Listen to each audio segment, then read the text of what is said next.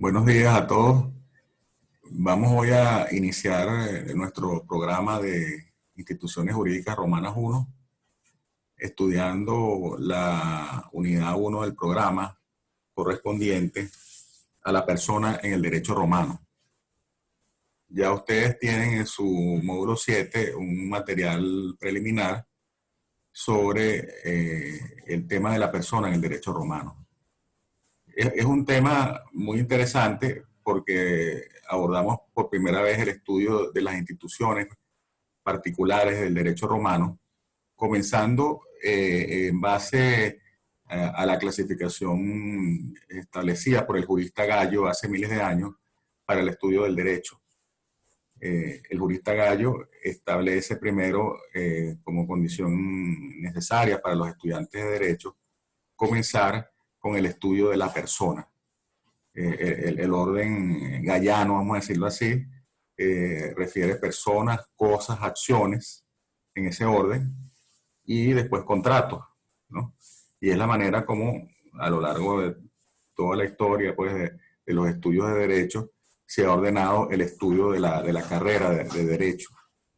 En el primer año, por supuesto, siempre se estudia personas, en el segundo año se estudian bienes, en el tercer año se estudian obligaciones, y en el cuarto año se estudian contratos. Eso tiene su justificación, por supuesto, en la lógica de los estudios de derecho, pero también en el orden pues, que este jurista tan importante estableció para el estudio del derecho romano. En la unidad 1 vamos a ver dos temas fundamentales. El primer tema se refiere a la persona física y su capacidad y sus causas modificativas. Asimismo, los estados de la persona física. Nos habla del estado de libertad, el estado de ciudadanía y el estado de familia. Es decir, que esos tres estatus de la persona son los que nos van a dar indicios de cómo es la persona en Roma y cómo se puede estudiar su capacidad. ¿Okay? La capacidad de una persona se puede ver desde tres puntos de vista. Desde el punto de vista del estatus de libertad, desde el punto de vista del estatus de ciudadanía y desde el punto de vista del estatus familiar. ¿Y quién es la persona plenamente capaz en el derecho romano? Pues el pater familia. ¿Okay? El pater familia es la persona plenamente capaz, es la que tiene los tres estados plenos de la capacidad jurídica, ¿verdad? Y es quien ejerce o funge como jefe de la familia. Entonces, dentro de la sociedad romana, el pater familia va a ser el individuo plenamente capaz. Y vamos a encontrarnos algunos individuos que no tienen ningún tipo de capacidad jurídica, como es el caso de los esclavos. ¿Okay? Hoy en día nosotros vemos la capacidad jurídica como una actitud que tiene la persona de contraer derechos y ejercerlos. Y esa capacidad hoy en día está, por supuesto, extendida a todos los miembros de la especie humana. En el derecho romano había personas que no tenían capacidad jurídica. Tal es el caso de los esclavos. Entonces, el esclavo, pese a ser una persona física, no es una persona en el sentido jurídico de la palabra. No es considerado como tal. Entonces, en esta unidad 1 también vamos a estudiar el tema de la persona jurídica. Y vamos a ver cómo lo vieron los romanos, cómo lo desarrollaron, sobre todo desde el punto de vista del derecho público romano. Para dar una breboca, digamos, del tema, tenemos que hacer algunas consideraciones. Primero, decir que la personalidad como tal, la personalidad con derechos frente al Estado y frente a la sociedad, solamente fue reconocida en la antigüedad a un grupo de personas dentro de la especie humana. ¿Okay?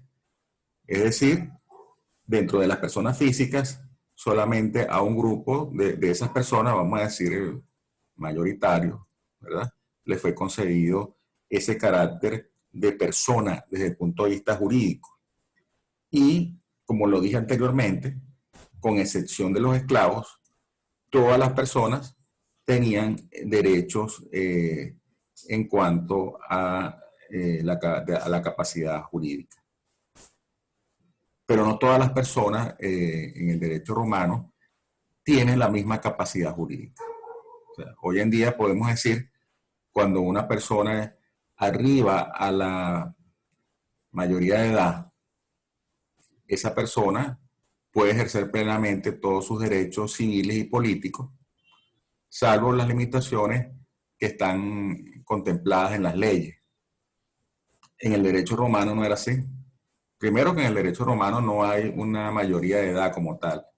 Entonces las personas tienen que sujetarse a una serie de requisitos y a una serie de limitantes en cuanto a la capacidad jurídica. Primero por la edad. Vamos a ver cómo había unos rangos de edades que nos van a dar indicios de una serie de limitantes o atenuantes de la capacidad jurídica, siempre tomando en consideración que no existe una mayoría de edad propiamente dicha en el derecho romano. Es decir, no había una edad en la cual la persona se podría considerar emancipada de pleno derecho de la patria potestad.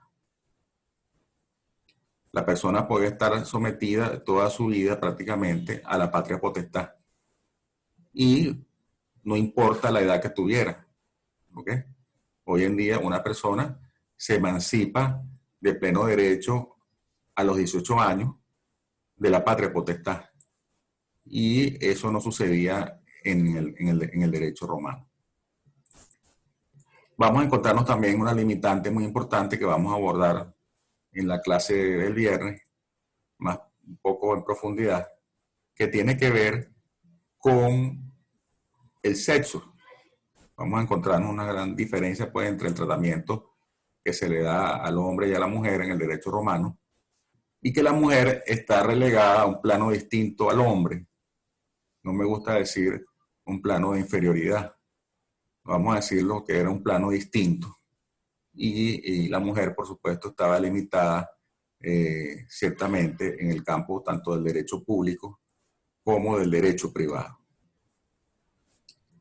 Y dentro del universo, por supuesto, de las personas libres, vamos a encontrarnos limitantes también, porque no todas las personas libres tampoco tenían los mismos derechos. Por ejemplo, vamos a hablar más adelante del liberto. ¿Okay? ¿Quién es el liberto? El individuo que ha sido esclavo en algún momento de su vida y que ha sido emancipado de la patria potestad. Perdón, ha sido manumitido de la esclavitud. Entonces el liberto, pese a ser una persona libre, no tiene los mismos derechos que las personas de condición ingenua, es decir, los que han nacido libres.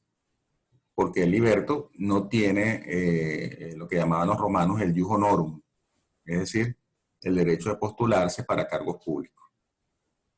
Entonces, de manera que vamos a encontrarnos una gama muy, digamos, diversa de situaciones en las cuales, por diversos factores, ya sea de índole natural o social o político, las personas van a tener diversa capacidad jurídica. Pero como les dije al principio, la persona plenamente capaz en la sociedad romana va a ser el pater familia, el jefe de la familia. ¿Okay? Entonces él es el individuo sui juris plenamente capaz que va a gobernar su familia y que no va a tener por encima de él ninguna cabeza que lo pueda mandar, que lo pueda someter. ¿Okay? Entonces, por eso les digo que ese es el individuo plenamente capaz dentro de la sociedad romana. Vamos a ver también, por supuesto, todo lo referente al tema de la persona jurídica, y ese es un tema que los romanos abordaron, si se quiere, tardíamente, y no lo desarrollaron ampliamente tampoco. Y lo vamos a ver, más que todo, los inicios desde el punto de vista del derecho público, cuando los romanos reconocen el concepto del municipio como forma de organización político-social, el concepto de la ciudad, ¿verdad? Y así lo extrapolan, por supuesto, al derecho privado, y también en el derecho romano vemos el, los orígenes, pues, de lo que es el contrato de asociación o de sociedad, donde se puede dar lugar a la existencia de una persona jurídica. Les aclaro que los romanos nunca llegaron a conocer la figura de la sociedad mercantil como la conocemos hoy en día. ¿Okay? La sociedad mercantil no existía en el derecho romano. Sí existía la sociedad civil, que se va a estudiar, ustedes lo van a estudiar más profundamente en sus clases de Romano 2, ¿no? Cuando estudian los contratos. Entonces van a estudiar la figura de la asociación civil. Con respecto a la persona, bueno, el material que les di es bastante interesante, ¿verdad?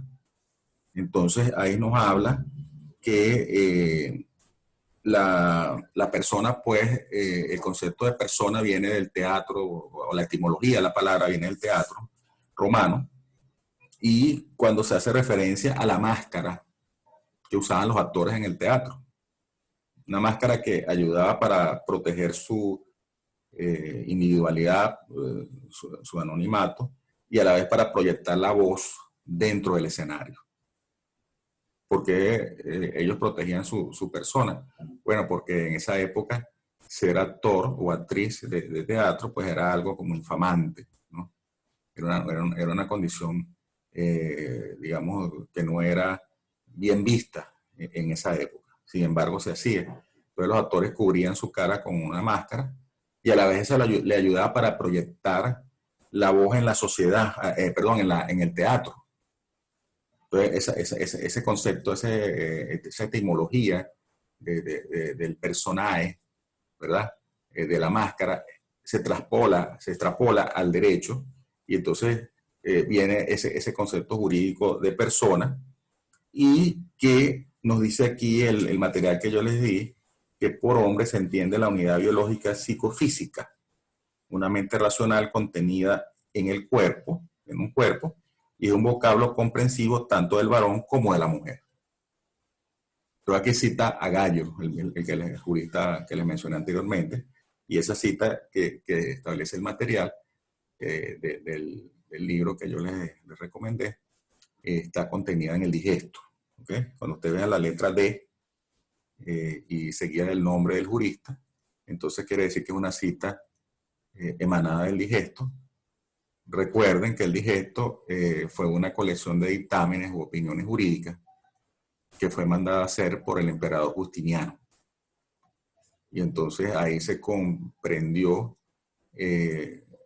todas las opiniones más importantes, digamos, de los juristas romanos, particularmente de los llamados juristas clásicos, los juristas más importantes de toda la época romana, que fueron 5 juristas, ¿okay? Que fueron Gallo, Paulo, Ulpiano, Modestino y Papiniano. ¿Okay? Fueron los 5 grandes juristas romanos, y que habían escrito en diferentes épocas romanas, porque algunos de ellos fueron contemporáneos y otros no, sobre diversos aspectos que le fueron consultados por las personas y por otros juristas. Y entonces en el digesto de Justiniano se vino a reunir la opinión de todos ellos sobre diversos temas jurídicos. Entonces aquí nos habla el material del concepto de hombre, o desde el punto de vista del jurista Gallo. Entonces cuando se refiere a la persona, dice, hace referencia a la máscara de teatro que solía usar el actor para significar el personaje que representaba y para amplificar su voz. Esta máscara es usada en forma análoga para figurar el rol atribuido a una máscara, a personaje o carácter, y también de persona. Entonces, la persona es la forma como el hombre se proyecta en la sociedad. ¿Cómo se proyecta en la comunidad? ¿Cómo se proyecta ante todos sus pares? ¿No? Entonces, por eso decimos que la persona es el hombre considerado con su estatus. ¿Okay? ¿Y cuál es el estatus que tiene el hombre? Cuando hablo del hombre, por supuesto, estoy hablando de la persona humana que comprende tanto el varón como la mujer. ¿Cuál es el estatus que proyecta el hombre? Bueno, el estatus que le da su condición de hombre libre, su condición de ciudadano romano y su condición de miembro o de jefe de una familia romana. Entonces, desde esos tres puntos de vista, vamos a analizar la capacidad jurídica de las personas en el derecho romano. Saber que es necesario que una persona sea libre, sea ciudadano romano y pertenezca a una familia romana. Si la persona no es libre, no puede ser ni ciudadano romano ni pertenecer a una familia romana. Es decir, que la condición de hombre libre es una condición sine qua non para atribuirle a alguien en el derecho romano la condición de persona. Si la persona no es libre, entonces ya estamos hablando de los esclavos y el esclavo carece totalmente de derechos frente a la sociedad. ¿Okay? Ahora, si la persona es libre, ahí tenemos que analizar si la persona siempre ha sido libre o en algún momento de su vida fue esclavo, como les dije ahora. Porque si la persona es de condición ingenua, es decir, que nació siendo libre, entonces esa persona tiene toda una serie de privilegios en el campo del derecho público, ¿verdad? Que podía votar en los comicios romanos y podía ser elegido para desempeñar cargos públicos. Ahora, si el individuo alguna vez en su vida fue esclavo, quiere decir que es liberto. Entonces el liberto ve ya limitada su capacidad en el campo del derecho público. No así en el campo del derecho privado. ¿Okay? Entonces, primero examinamos la libertad y después nos vamos a ver la ciudadanía. No todas las personas eran ciudadanos romanos. El hecho de nacer en Roma no daba la condición de ciudadano romano. ¿No? Había que tener el padre y la madre romano o el padre o la madre romano, dependiendo si la persona había nacido o no dentro de un matrimonio. Si el individuo nació dentro del matrimonio, entonces sigue la condición del padre. ¿Ok? Si el padre es ciudadano romano, el hijo nace siendo ciudadano romano. Ahora, si el hijo ha sido procreado fuera de un matrimonio, entonces va a seguir siempre la condición de la madre. Y de esa forma es que se transmite el status civitatis. ¿Okay? No es por el hecho de nacer en Roma, es que se es romano. Y en tercer lugar, el estatus familiar, que es lo que te da el hecho de pertenecer a una familia romana. Y ese es un tema que vamos a abordar más adelante con más profundidad, pero tenemos que decir que la familia romana es aquella que ha sido constituida en virtud de un matrimonio romano. No a través de otro tipo de uniones distintas al matrimonio romano. Uniones no matrimoniales. Por ejemplo, en un concubinato no se forma una familia romana como tal. Se puede formar una familia en el sentido biológico, pero no se puede formar en el sentido jurídico. Entonces, es necesario que el individuo tenga esos tres estatus y de esa manera vamos a medir la pertenencia o no del individuo o la capacidad que tenga ese individuo dentro de la sociedad romana. Desde el punto de vista del estatus familiar, vamos a ver que las personas podemos considerarlas como personas sui juris y personas alieni juris. En la familia, la única persona sui juris es el pater familia. Todos los demás que se encuentran bajo su patria potestad son alieni juris. ¿Ok? ¿Qué quiere decir que sea sui juris? Que esa persona no tiene nadie por encima de ella. desde el punto de vista jurídico. Es decir, que la persona no está sometida a patria potestad. Yo siempre pregunto en la clase, ¿cuántos aquí son mayores de 18 años? Y casi todos me levantan la mano. Entonces yo les digo, bueno, ustedes son sui juris, pero ¿cuántos de ustedes se pueden mantener por sí mismos? A veces me levanta la mano uno o dos, ¿no? Entonces no son totalmente sui juris viéndolo desde el punto de vista moderno, ¿no? Porque tienes 18 años y estás emancipado de pleno derecho de la patria potestad, pero no te puedes sostener, ¿no? Entonces, es como un contrasentido, que puede ser libre, puede ser independiente, pero no lo eres realmente.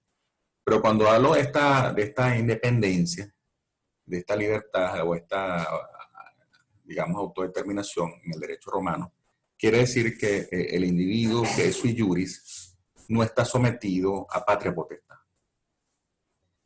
Ahora puede suceder que haya otros individuos diferentes al pater familia que sean sui juris. Hasta un niño recién nacido puede ser sui juris. Cuando el padre muere, todos sus hijos y todos sus descendientes pasan a ser automáticamente personas sui juris. Entonces puede ser que haya un hijo póstumo, nacido después de la muerte del pater familia, que nazca siendo sui juris. ¿Por qué nace siendo sui juris? Porque el padre ha muerto y ya no está sometido a patria potestad. Les aviso que en el derecho romano la única persona que era titular de la patria potestad era el pater familia. La madre no tenía ningún derecho sobre sus hijos, no ejercía la patria potestad. En consecuencia, cuando moría el pater familia, todos los hijos pasaban a ser sui juris. ¿Okay? Y eso es algo que quiero que tengan muy claro, porque hay algunos profesores incluso que dicen lo contrario y afirman que el hijo mayor asumía la patria potestad, y eso es falso, porque en el derecho romano no existía la institución del mayorazgo. ¿Ok? Entonces no quiere decir que el hijo mayor heredaba la patria potestad, porque la patria potestad es un derecho que no se transmite por vía hereditaria. Solamente se adquiere cuando se funda una familia romana. Entonces, todos los demás miembros de la familia van a ser considerados alieni juris. Quiere decir esto que todos los demás miembros de la familia están sometidos a la patria potestad y a la autoridad del pater familia. Cuando estudiamos la familia, vamos a ver que la patria potestad romana era muy distinta a la patria potestad moderna. ¿Por qué? Porque el pater familia era el dueño y señor de lo que se hacía en su casa y podía imponer cualquier castigo y sanción a los hijos de familia. Incluso podía castigar con la muerte a cualquiera de los miembros de su familia. Por eso yo siempre digo que la familia romana se podía considerar una familia, un estado dentro de un estado. Y nadie se inmiscuía en los asuntos domésticos. Nadie discutía la autoridad del pater familia. Entonces, vamos a encontrarnos pues de acuerdo al status libertatis, dos categorías de personas, los libres y los esclavos. Personas libres y personas esclavas. Dentro de las personas libres, como les dije, vamos a encontrarnos los ingenuos y los libertos. De acuerdo al status civitatis o estatus de ciudadanía, vamos a encontrarnos los ciudadanos y los no ciudadanos.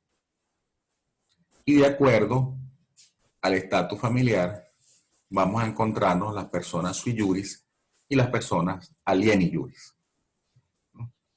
Entonces, en la medida que nosotros analicemos cada uno de esos casos, cuando una persona es libre, cuando una persona es ciudadana romana y cuando una persona pertenece a una familia romana, es que podemos saber qué tipo de capacidad jurídica tenía esa persona, ¿no? Que ese es un tema que abordaremos en la clase del viernes, cuando hablemos de la capacidad jurídica de los individuos y estudiemos lo que es el estatus libertatis y el estatus civitatis y el estatus familiar. En el material que yo les di, también está lo que es el comienzo y el fin de la persona y los requisitos para considerar nacida la persona como tal. Es decir, que había unos requisitos establecidos por la doctrina romana para reputar a una persona como tal al momento del nacimiento.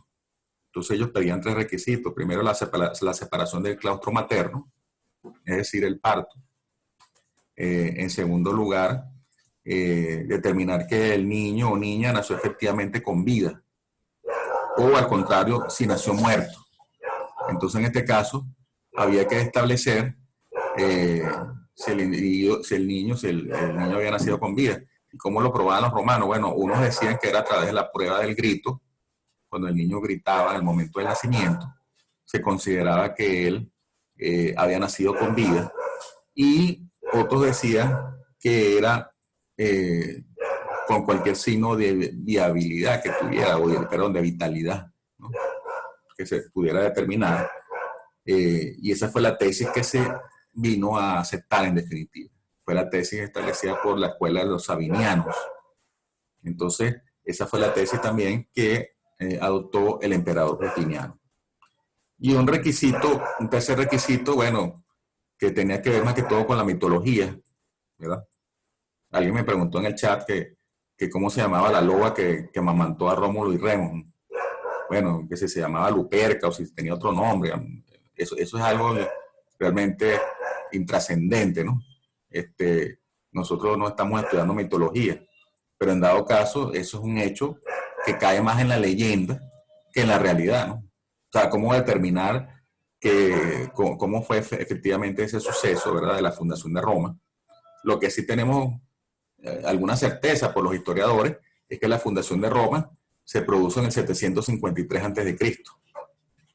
Y los italianos celebran el 21 de abril como la fecha fundacional de la ciudad de Roma, ¿no? Que este año no se pudo celebrar por la pandemia, pues, mundial y particularmente por la cantidad de muertos y de infectados que hay en Italia, ¿no? Pero normalmente todos los años, el 21 de abril, hay celebraciones en Roma, ¿verdad?, para celebrar la fecha de la fundación de la ciudad de Roma. Entonces, vamos a encontrarnos muchos aspectos que tienen que ver con la mitología, con la religiosidad de los romanos, con las creencias de los romanos. Entonces, aquí nos dice, por ejemplo, que para ser personas también había que tener el niño nacido tenía que tener forma humana.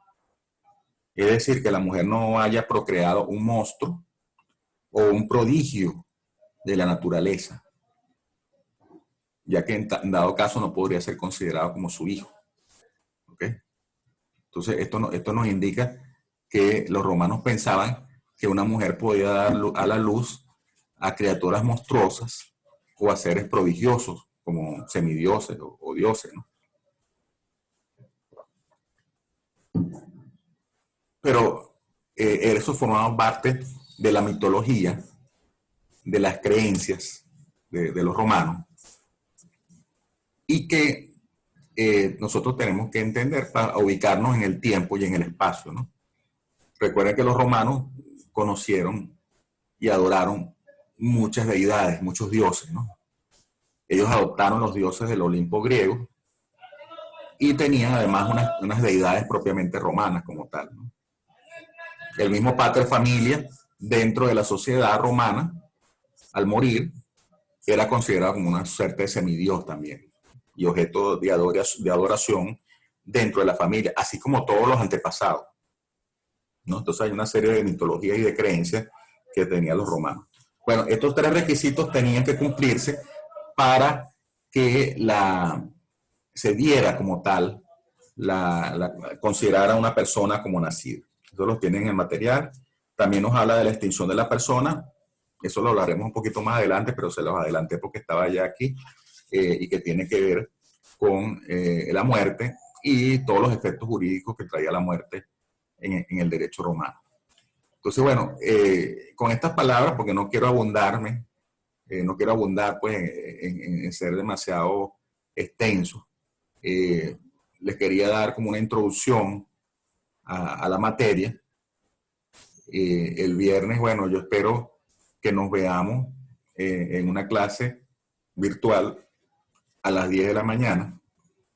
Yo les voy a hacer llegar por el chat lo que es la contraseña y el ID, si que fuera el caso, de manera que pudiéramos encontrarnos ese día. De todas maneras, la clase yo la voy a grabar siempre para dejarla en módulo 7, de manera que aquellas personas que no se pudieron conectar lo puedan hacer y no tengan ningún tipo de inconveniente al momento de realizar la clase.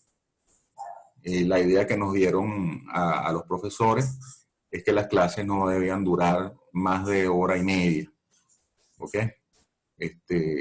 Porque si no era demasiado agotador para el estudiante, ¿no? Es distinto pues a una clase presencial como tal. Entonces la idea es que ustedes siempre complementen con el material que yo les voy a hacer llegar. Cualquier duda, cualquier pregunta, bueno, me la pueden hacer perfectamente por cualquiera de los medios, por el chat, por módulo 7. Cuando estemos dando la clase en vivo, me la pueden hacer también en el chat. Y vamos a tener al final de cada unidad un foro de dudas y de comentarios, de manera de que todos podamos estar claros con estos temas y no tengamos ninguna duda al respecto. Bueno, entonces los dejo por ahora y nos vemos el próximo viernes. Muchas gracias.